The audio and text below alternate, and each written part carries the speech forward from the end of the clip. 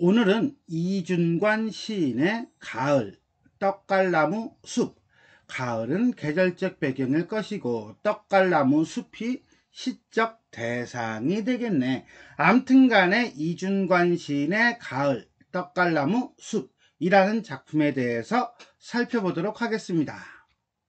이 시는 서로 다른 생명체들이 함께 기대어 살아가는 숲의 아름다운 모습과, 자, 여기서 포인트는 아름다운 것이 아니라 이거죠. 서로 다른 생명체들이 함께 기대어 살아간다. 이게 이제는 포인트가 될 것 같아요. 자, 그러한 모습과 생명감을 노래하고 있습니다. 나무의 잎은 동물과 벌레들의 거처가 되어주고 산짐승은 또 다른 존재를 위해 열매를 놓아주기도 합니다. 특히 6년에서는 떡갈나무를 의인화하여 화자와 교감하는 존재로 표현함으로써 떡갈나무 숲은 숲이라는 자연의 일부가 아니라 자연과 인간이 everybody all hand in hand 아울러 품어줄 수 있는 존재로 형상화함으로써 시인이 지향하는 삶의 모습, 그것이 바로 뭔데? 그렇지, 아울러 품어줄 수 있는 사회, 그 사회의 모습을 생생하게 보여주고 있습니다. 자, 그러면 어떤 내용인지 한번 전체 읽어보도록 하겠습니다. 떡갈나무 숲을 걷는다. 떡갈나무 잎은 떨어져 너구리나 오소리의 따뜻한 털이 되었다. 아니면 쐐기집이거나 지난 여름 아래 자지러지게 울어대던 벌레들의 아래 집이 되었다. 이 숲에 그득했던 풍뎅이들의 혼례, 그 눈부신 날개짓 소리 들릴 듯한데 텃새만 남아 산 아래 콩밭에 뿌려둔 노래를 쪼아 아름다운 목청 밑에 갈무리한다. 나는 떡갈나무 잎에서 노루 발자국을 찾아본다. 그러나 벌써 노루는 더 깊은 골짜기를 찾아 겨울에도 얼지 않는 파릇한 산울림이 떠내려오는 골짜기를 찾아 떠나갔다. 나무 등걸에 앉아 하늘을 본다. 하늘이 깊이 숨을 들이켜 나를 마신다. 나는 가볍게 오늘 밤엔 이 떡갈나무 숲을 온통 차지해버리는 별이 될 것 같다. 떡갈나무 숲에 남아있는 열매 하나, 어느 산짐승이 혀로 핥아보다가 뒤에 오는 제 새끼를 위해 남겨놓았을까? 그 순한 산짐승의 젖꼭지처럼 까맣다. 나는 떡갈나무에게 외롭다고 쓸쓸하다고 중얼거린다. 그러자 떡갈나무는 슬픔으로 부은 내 발등에 입을 떨군다. 내 마지막 손이야. 뺨을 대봐. 조금 따뜻해질 거야. 잎을 떨군다. 자, 이렇게 해서 전체 6개 연으로 이루어진 시 이준관 시인의 가을 떡갈나무 숲이라는 작품을 쭉 한번 읽어봤어요. 읽다 보니까 뭐 하나 느끼는 거 있잖아요. 이야기 형태인 것 같고 약간 독백의 형태인 것 같은데 뚝뚝 끊겨. 그죠? 그럼 왜 끊기나 봤더니 핥아보다가 쉼표하고 뒤에 오는 띵! 제 새끼를 위해 남겨놓았을까? 순한 산짐승에 끊었다가 젖꼭지처럼 까맣다. 라든가 슬픔으로 부은 내 발등에 입을 떨군다. 이런 식으로 중간중간에 행간걸침이 되게 많아요. 그러다 보니까 뚝뚝 끊겨. 뭐 이렇게 보는데, 자, 이런 것들 포함해서 하나하나 한 구절 한 구절 살펴보도록 하겠습니다. 떡갈나무 숲을 걷는다. 자, 여기서 말하는 떡갈나무 숲은요, 작품을 다 읽어봐야 알지만 미리 언급한다면 생명과 자유의 공간이라고 볼 수가 있을 거예요. 떡갈나무 잎은 결국 뭡니까? 자, 너구리나 오소리의 따뜻한 털이 되고요, 쐐기집이 되고요, 벌레들의 아래집이 되는 게 바로 떡갈나무 잎이에요. 따라서 이 떡갈나무 잎은 다른 생명체들에게 안식처가 되는 존재이다. 그렇다면 너구리나 오소리의 따뜻한 털, 쐐기집, 울어대던 벌레들의 아래집 같은 경우는 이 떡갈나무 잎이 떨어져서 만들어낸 것 1, 2, 3라고 보시면 되겠네요. 자, 하나 더. 아까 행간걸침에 대한 얘기했나요? 되었다, 아니면 이라든가 지난 여름 아래 자지러지게 울어대던 이라든가 이런 식으로 아니면과 울어대 자지러지게는 의도적인 행간 걸침이고요. 그 다음에 시상의 집중도를 높여주는 효과를 줍니다. 자, 1년은요 생명체를 품어주는 떡갈나무 숲 2연 보도록 하겠습니다.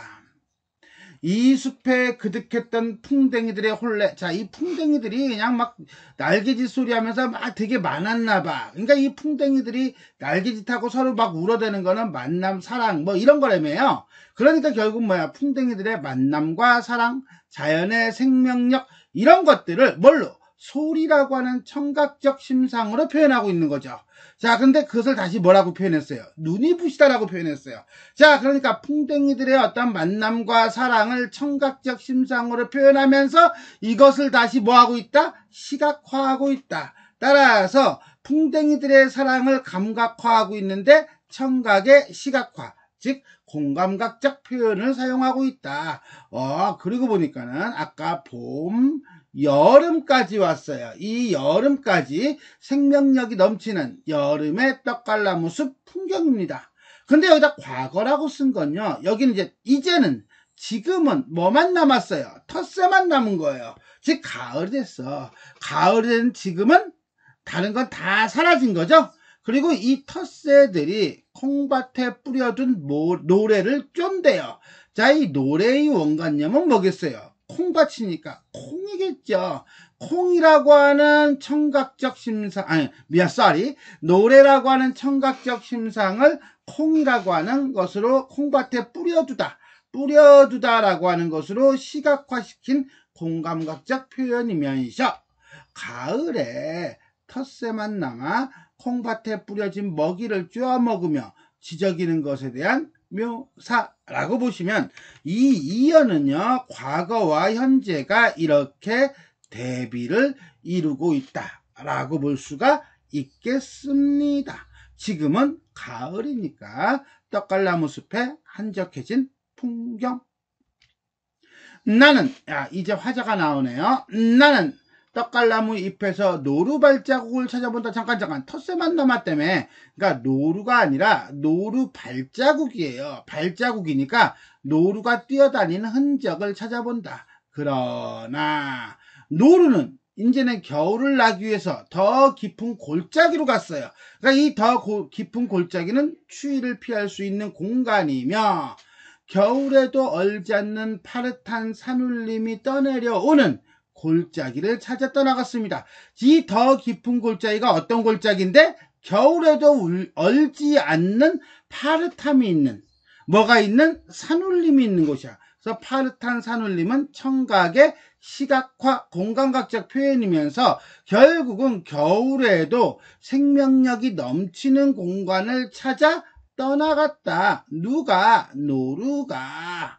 어디? 떠내려오는 골짜기. 역시 행간걸침이라고 보시면 되겠고요. 자, 가을이 되어 떡갈나무 숲에 가득했던 생명의 기운이 뜸해졌다. 왜? 파릇한 산울림이 떠내려오는 골짜기로 다들 갔거든. 3년 생명체의 흔적을 찾아 나서는 화자. 4연 보도록 하겠습니다. 나무 등걸에 앉아 하늘을 본다. 누가? 나는 나무 등걸에 앉아 하늘을 본다. 왜? 넋이 빠져서? 아니야. 이건 뭐야? 자연을 그냥 즐기는 거야. 그걸 어떻게 알아? 이 뒤에 있는 내용을 보고 알 수 있을 것 같아요. 하늘이 깊이 숨을 들이켜 잠깐 뭐라고? 하늘이 나를 들이마신대요. 원래는 내가 공기를 들어 마시는 거겠죠?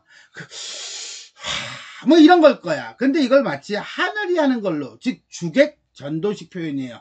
주체와 객체가 뒤바뀐 거야. 이거는 결국 뭐냐? 내가 하늘을 들이마시듯 하늘도 나를 들이마신다는 주객 합일의 모습을 보여주고 있는 거야. 그러다 보니 나는 어때? 가볍죠. 가볍고 그 다음에 오늘 밤엔 이 떡갈나무 숲을 온통 차지해버리는 뭐가 될 것 같다? 별이 될 것 같다. 이렇게 얘기하는 거예요. 하나 더. 자, 여기서 주체인 화자와 객체인 하늘이 뒤바뀐 표현, 합의를 강조하기 위한 독특한 표현이라고 했는데, 이거는 자연을 주체로 보는 화자의 인식이 드러나고 있다 라고 볼 수 있겠습니다. 또 하나, 여기서 말하는 별. 자, 이거는 이 떡갈나무 숲을 온통 차지해버리는 별이 될 것 같대요. 누가? 내가. 나는 오늘 밤엔 별이 될 것 같다 라고 하는 건 결국 자연과 교감하여 하나가 되고 싶은 누구? 화자의 소망이 투영된 것이고요. 이 구절은 결국은 화자와 떡갈나무 숲과 화자가 일체가 되는 형태라고 보시면 되겠습니다. 순서를 뒤바꿨는데 여기는 오늘 밤에는 의도적 행간걸침에 해당합니다. 자, 사연은요, 자연과 하나가 되고 싶은 화자의 기대. 오연 보겠습니다. 떡갈나무 숲에 남아있는 열매 하나, 어느 산짐승이 혀로 핥아보다가 뒤에 오는 제 새끼를 위해 남겨놓았을까? 그 순한 산짐승의 젖꼭지처럼 까맣다. 자, 이 열매를 뭘로 젖꼭지처럼 까맣다라고 했으니까 뒤에 있는 이 젖꼭지의 원관념이 바로 이 열매가 되겠고요. 이 열매는 지 새끼를 위하여 남겨놓은 거니까 사랑과 배려라고 볼 수가 있겠습니다. 자, 그리고 또 하나 여기서 우리가 이제는 체크해야 될 것이 있다면 이거죠. 뒤에 오는이에요. 뒤에 오는도 역시 마찬가지로 제 새끼를 위해 남겨놓았을까로 알 수 있듯이 의도적 행간 걸침에 해당한다. 또 하나 볼까요? 자, 어느 산 짐승이 혀로 핥아보다가 뒤에 오는 제 새끼를 남겨놓았을까라고 하는 건 진짜 그런 것이 아니라 화자의 뭐죠? 상상이죠. 자기 새끼를 위해 굶주림을 참는 산짐승의 배려를 상상하고 있는 것이다. 그러면서 산짐승의 젖꼭지는 바로 뭡니까? 똑같지 열매죠. 또 하나 화자의 남아있는 떡갈나무 열매 하나에 대한 정감 어린 해석과 상상이 드러나고 있습니다. 자, 여기까지 오연. 오연은요, 떡갈나무 숲 속에 있는 생명체들이 서로 상생하는 모습이다 라고 보시면 되겠습니다. 마지막 6년인가요? 나는 떡갈나무에게 외롭다고 쓸쓸하다고 중얼거린다. 자, 외롭다고 쓸쓸하다고 화자의 정서가 직접 드러나고 있는 거 맞아요? 그렇죠. 직접 드러나고 있죠. 직설적 토로예요. 그러자 떡갈나무는 슬픔으로 부은 내 발등에, 자, 슬픔으로 퉁퉁 부은 내 발등이래요. 즉 어떤 슬픔이라는 감정, 즉 추상적 대상을 퉁퉁 부었다라고 하는 걸로 사물을 통해서 구체적으로 형상화하고 있다라고 볼 수가 있겠습니다.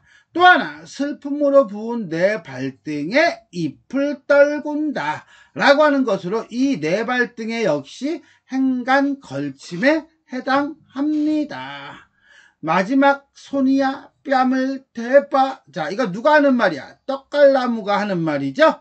떡갈나무가 화자에게 하는 말이고요. 일종의 뭡니까? 배려, 희생정신, 위로, 기타 등등이라고 보시면 될 것 같습니다. 또 하나, 내 발등에 입을 떨군다. 조금 따뜻해질 거야. 입을 떨군다. 이런 식으로 두 번 반복을 통해 떡갈나무가 나를 위로하기 위해 일부러 잎을 떨구었다고 강조하고 있습니다.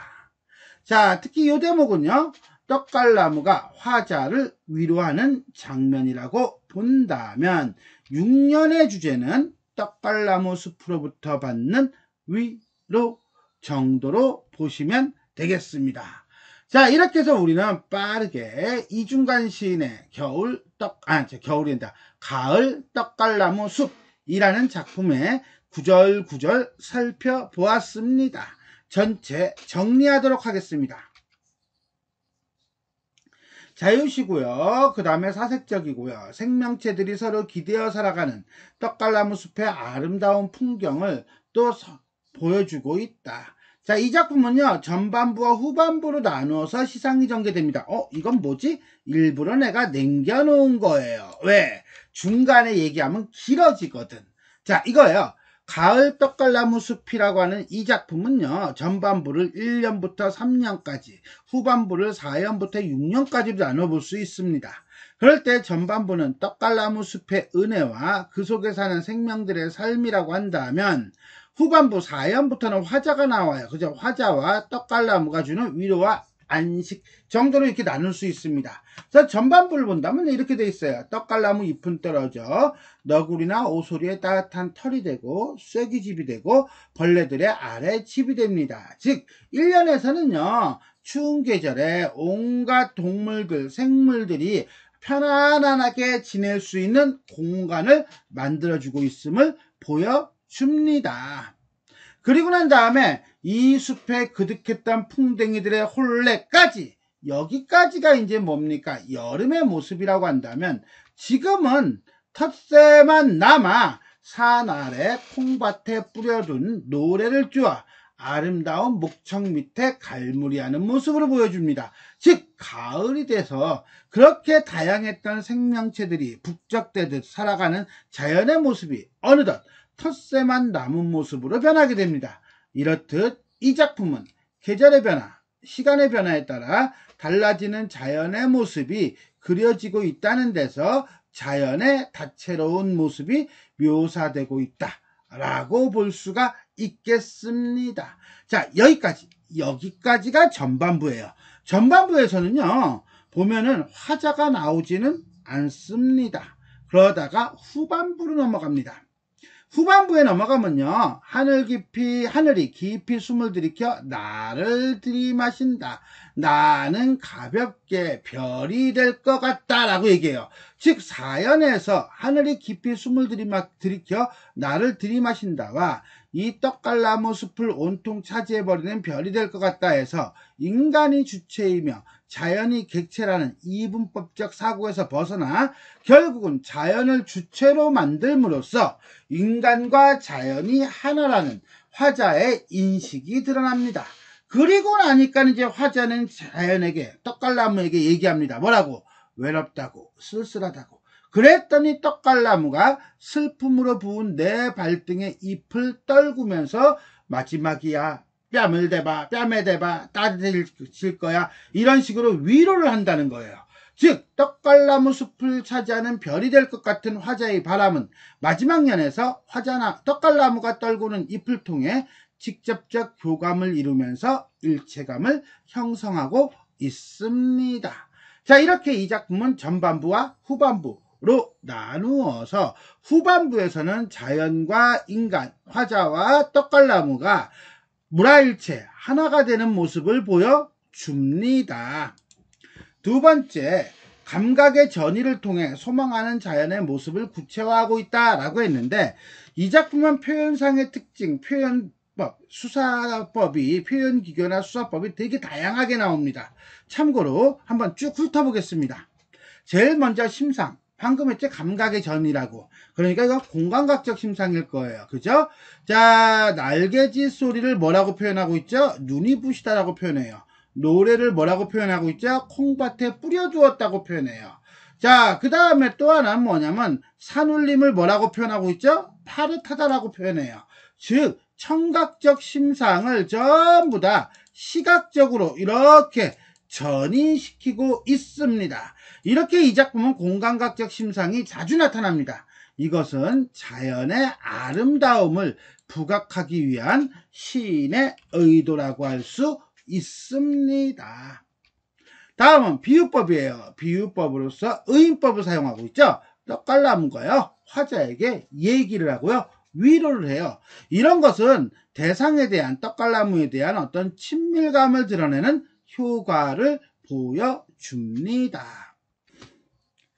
다음은 걸침, 즉 행간걸침이에요. 행간걸침이 여기서는 어디 있습니까? 여기 있죠. 아니면 쐐기집이거나 자지러지게 울어대든 요거라든가, 아니면 또 어디 떠내려오는 골짜기를 찾아, 내지는 오늘 밤엔 이 떡갈나무 숲을, 이런 식으로 이제 행간걸침이 나타나고 있다는 겁니다.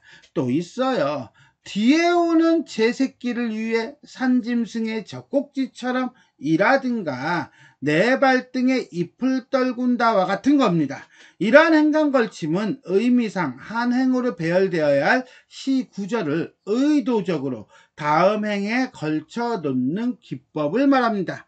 이러한 기법은 해당 시어를 다음 행에 놓아도 자연스럽게 연결되는 것이 특징입니다. 즉 뒤에 오는을 요거를 여기다 놓는다고 치자. 그럼 뒤에 오는 제 새끼를 위해 이래 된다는 거죠. 이러한 행간걸침은 시인의 어떤 의도가 드러나는 지점으로 독자로 하여금 자 체크할까요? 시의 특정 부분에 집중하게 하며 내용을 강조하는 효과가 있다라고 보시면 되겠습니다. 자, 이렇게 해서 우리는 이준관 시인의 가을, 떡갈나무, 숲이라는 작품에 대해서 살펴보았습니다. 자, 지금까지 내용이 도움이 되셨다면 좋아요와 구독 버튼 눌러주시고요. 알림 설정 부탁드리겠습니다. 수고하셨습니다.